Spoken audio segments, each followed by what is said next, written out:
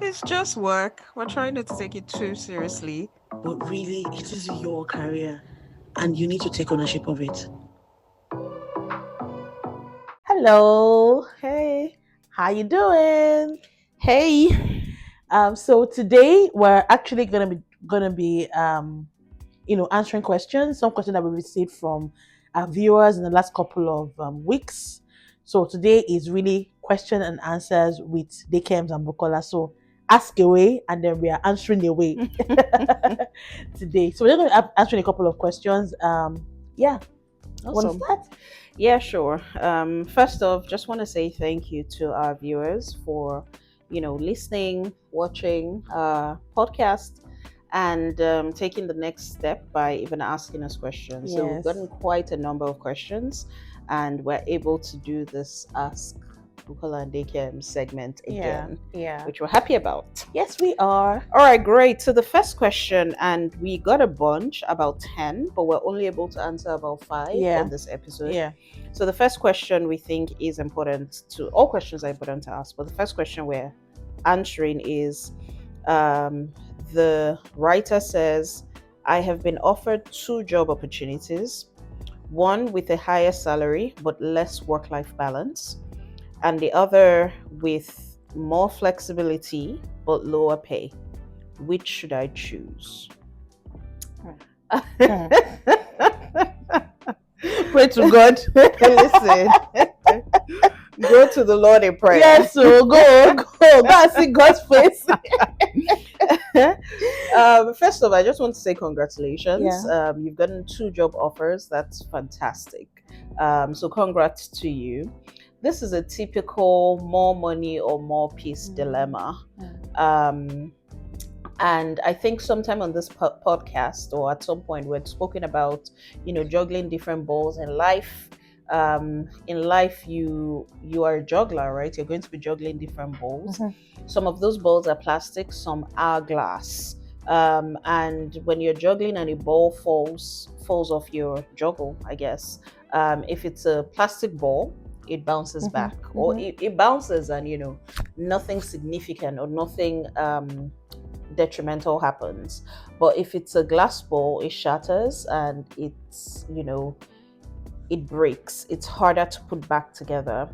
And we had said that when it comes to family, when it comes to relationships, those are glass balls. So when you're juggling in life, make sure that if anything slips, it's not your glass ball, meaning you're not shattering your family, your relationships, and things like that. While the plastic balls are more like work opportunities and things like that. So to answer your question more directly, I think just think about it long term. If the other job that gives you more flexibility but with a lower pay, if that's going to give you more time for yourself, more time with family, more time to sort of address pet projects, maybe think about that more seriously, because the job that gives you a higher salary today, right? That gives you a higher salary today, but doesn't give you any time outside of that job, meaning, you're not spending time with family, you don't have time for pet projects, you don't have time to relax. I personally feel like that might cost you in the long run, in terms of your health, your relationships. I guess to sort of conclude is, I'm not going to tell you take this or take that. I think weigh your options, weigh the pros and cons. I don't know your age. I don't know if you're in your 30s, 40s, or 50s, or whatever, or 20s.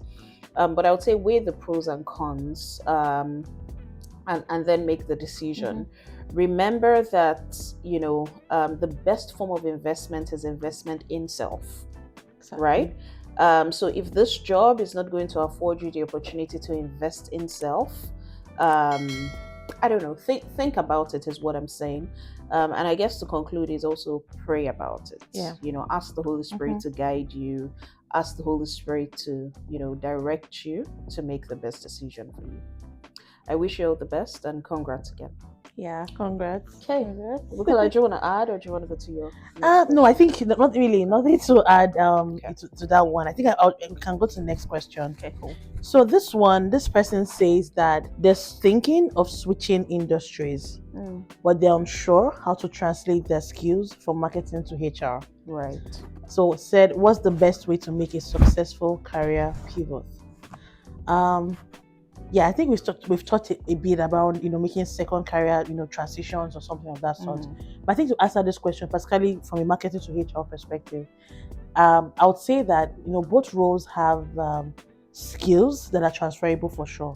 So in marketing, you've probably done things around maybe communications, you've done things around promoting a brand, you've mm, done things around things in that regard, right? And really in HR, those skills come to bear because you're constantly writing, for example, employee communications. You're constantly writing, trying to tell the compelling story about why candidates or why people should join your organization. So you're promoting your employer brand, right?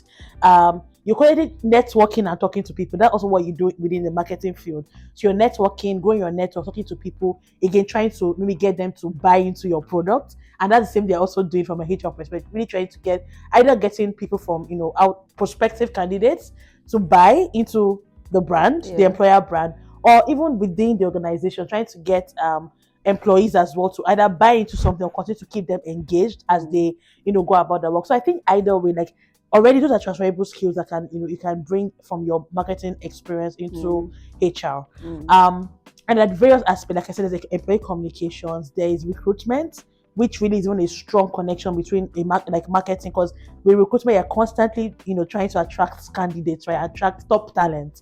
So I can already just see that beautiful match, so to speak, like just coming from that marketing background to coming to being in a talent acquisition space.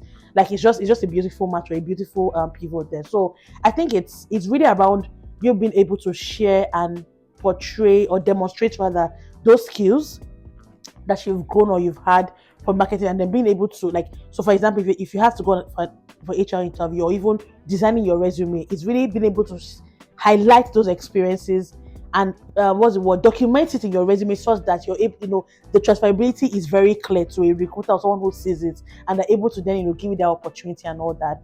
And I think another thing I'll just say, of course, is to, it's not about you just saying it. Make sure you're also doing your own research. Like, so whether it's about, maybe doing a course in like just basic understanding of HR, so that also when you get the opportunity, you're able to speak right. to some certain things and you're able, I think you understand, oh, this is what they mean by this. Not like you're just going to be using your, from your head knowledge, but really make sure that you also begin to take a course.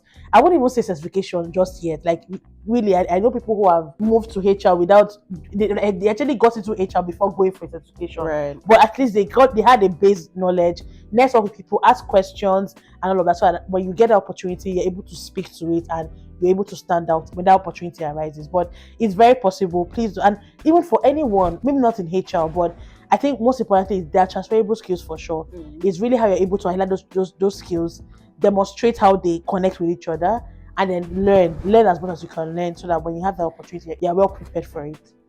Here's what you absolutely. think. I think that's a solid response to the question. So the next question here is, how do I stand out in a job interview when I don't have direct experience but have transferable skills with volunteer work or personal projects? Great. Um, so you don't have direct experience, but you have transferable skills from volunteer work or personal project. Okay. If I'm answering this question very truthfully, I know that a lot of times, when HR people ask screening candidates, they ask candidates to talk from their experience, right? And I know that it's a very important thing when interviewing, and like a requirement that the HR or the company requires or is asking for. To answer your question directly, I would say this is where storytelling comes in. Yeah. There is so much power in storytelling. There are people in marketing that give a lot of support and tools to help people build their storytelling skill. So I would say this is where storytelling comes in when you have an interview and you know that you don't have direct experience, but you have, some skill based on volunteer or personal projects and things like that. I'll say dip into your storytelling. You might tell the recruiter or the interviewer that even though you don't have formal experience in XYZ thing, drawing from your experience in the volunteering work you've done or the personal project you've done, say you've led a team of 15 volunteers to put together, I don't know, maybe a campus recruitment or something like that. So I would say tell the story around your skill, not necessarily your experience. Because recruiters will be looking for formal experience. You don't have that, but you still have experience just from an informal perspective. And it's okay to story tell that, to tell that story, that yes, you don't have the formal experience, but you have experience doing whatever it is the skill is, doing it from a volunteer or personal project perspective, and that you see how you can draw from that skill to the job.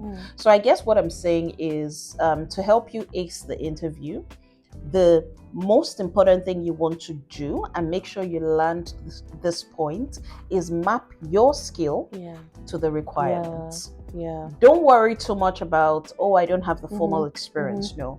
At the end of the day, if you're able to convince the recruiter that you have the required skill for the job, that formal years of experience, blah, blah, blah, will take the back seat. So make sure that you land the point of mapping your skill to the requirement of the job. And, making that mapping is through very solid storytelling. Absolutely. You reminded me of someone's story that I heard. The person volunteers, how in church you volunteer in the department or unit. So this person volunteered, I think, in production or something. And then he got I think it was a studio. I think it was a studio or something that they were looking for someone who had experience with production. So setting, setting the multimedia thing and all of that, right? They need someone with that experience. This person the only experience he had that related to that was from church.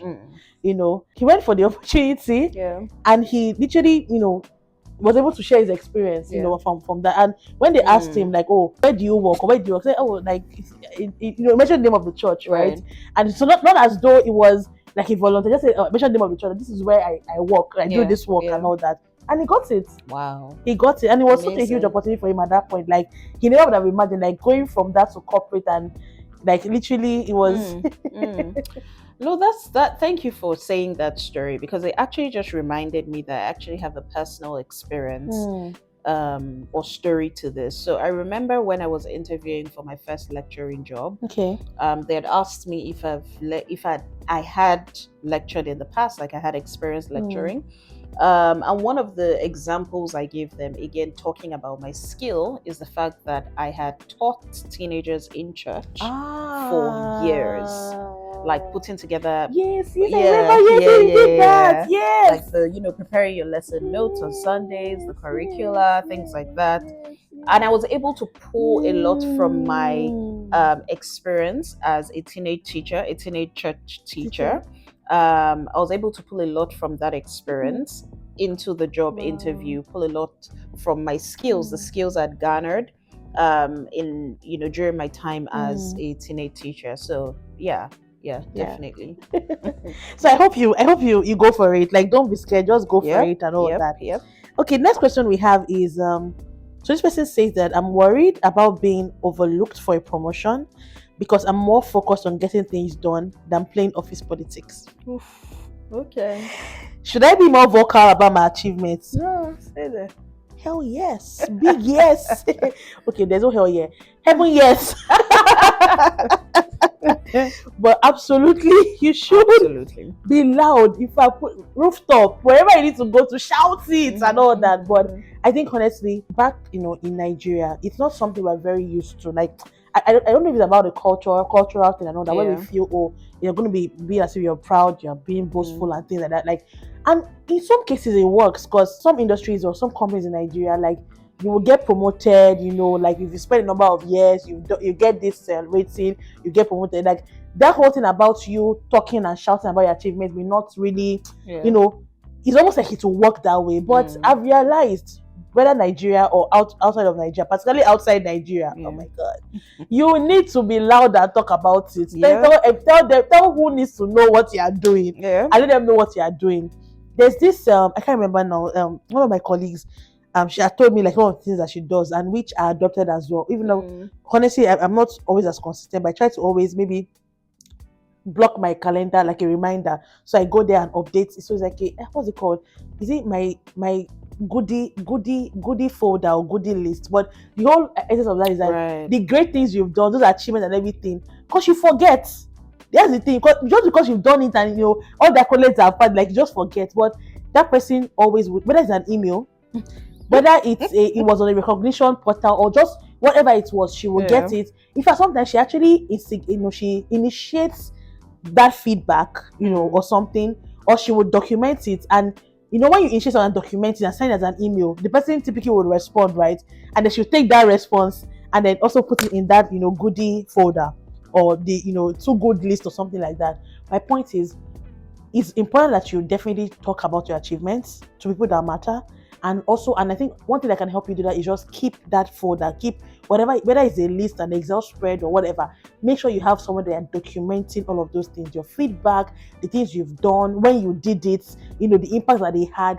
Make sure you're documenting that, because when you need it, you're just able to pull it up Yeah. and just maybe dust it, put a little story together, and you're able to present that as the things that you have done. And all of these things doesn't mean that you're involved in office politics. Yeah. No. Yeah. You're not playing politics, you're just really talking about the things you've achieved and what you've done. So Mm. for sure, please do that and make sure you have that folder, whatever you want to call it, but make sure you have that folder. Maybe it's your winning list, your winning folder, or make sure you have something that documents all of those things so that when the need arises, you're able to just roll the Yeah. carpet and Yeah. let them see what you've done. Yeah. Yeah, I completely agree. I just to the point Bukola was making around Nigeria and the cultural nuance around, speaking for yourself. I'm not even sure it's a Nigerian adage or proverb, but there's this proverb that says, empty barrels make the loudest noise. Yes. And I think we hold on to things like that and we just want to shush our own self, like, oh, yeah. let my work speak for me. But again, putting all those things in context, there is also another saying that, and I think we've said it on the podcast before: average people who speak loudly overshadow quiet people. I don't know, Yeah, something. yeah. I forget the Yes, saying, yes. right? But yeah, please speak out for your work, meetings, one-to-ones with your managers, emails. Speak about your achievements. There's a time to use I and there's a time to use we. Yes. And just knowing the Yeah. culture of your organization, what works. Mhm. Like she said, there are some organizations, that the your work just comes out. You don't need to make too Yeah, much noise. Some yeah. organizations you need to put yourself Yes, out sir. there.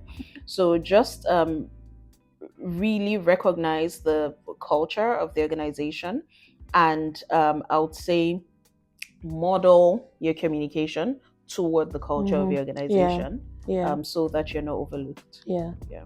yeah. Okay, I think we have one more, right?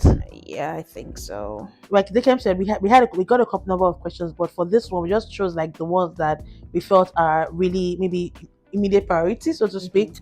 Okay, so this question is: I want to move up in my organization, but I'm not sure if my boss supports my growth.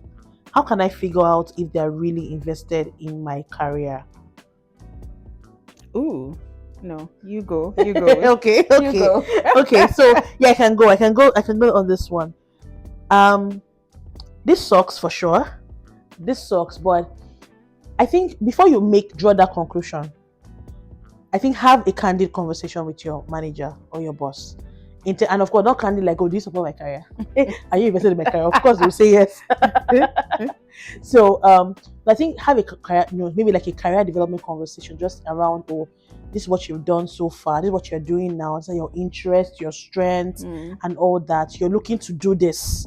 You're wondering if you can get more opportunities or exposure in these areas, just that aligns with your career goals.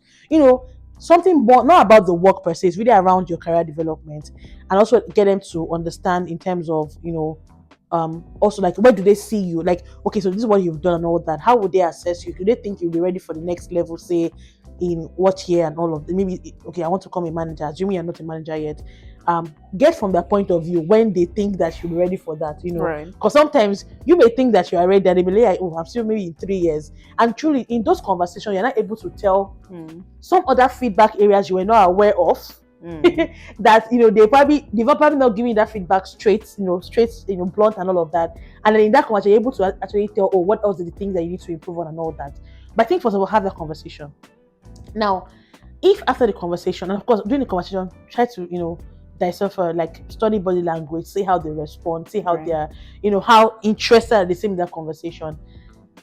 If you feel after the conversation that, okay, no, looks like the vibe here was just flat, or was just, it wasn't what you expected, they will advise that you probably get a mentor, find a mentor or someone who has some kind of influence in that organization. Now, not to bootlicking? Is that what they call it? Not to bootlick or anything, but just around making Or sure kiss that, ass. or kiss ass, thank you, or kiss ass. I think you're not trying to do that, but just really get a general perspective, and also get someone who is able to give some more clarity over how you can position yourself for that next level, right? So I think that's what I would advise you to do. So first of all, have a conversation with your boss. I think that's the first thing I said. And based on that body language, if you feel like it's not, you didn't get the right vibe, or there's something still missing there, then I'll say for sure, find a mentor or a coach or a sponsor within your organization who can help you open that door and make it happen. But definitely don't sit down. Don't just, don't, if you have that feeling, do something about it and get the right support that you need. Hope that helps. Yeah. I agree with everything Bukola said, and just to conclude, like we always say, you are the pilot of your career. Yes. Your career Yes. should never depend on the opinion of somebody else. People will always have different opinions of you. Some people will think that you're the best thing after fries. Others will think that, you're the scum of the earth. So my point is, you can't base your career development or your career growth on the opinion of others. So sometimes you might have to take the bull by the horn, and just try to push your career ahead with or without the support of your manager. Again, we don't know the size of your organization, the organization you work. Some organizations have all these internal opportunities, and you can start sort of developing a relationship with the higher manager for that other role. Sometimes basically what we're saying is you have to chart your own course, right? You have to chart your own course and follow all the steps Bukola gave.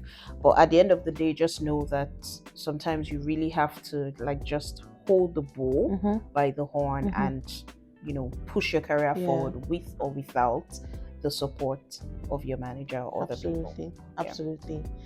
Okay, and that comes to the end for this segment, or for this episode, in terms of Ask Dikems and Bukola. I hope you found them useful. Thank you very much for watching, and see you next time. Bye.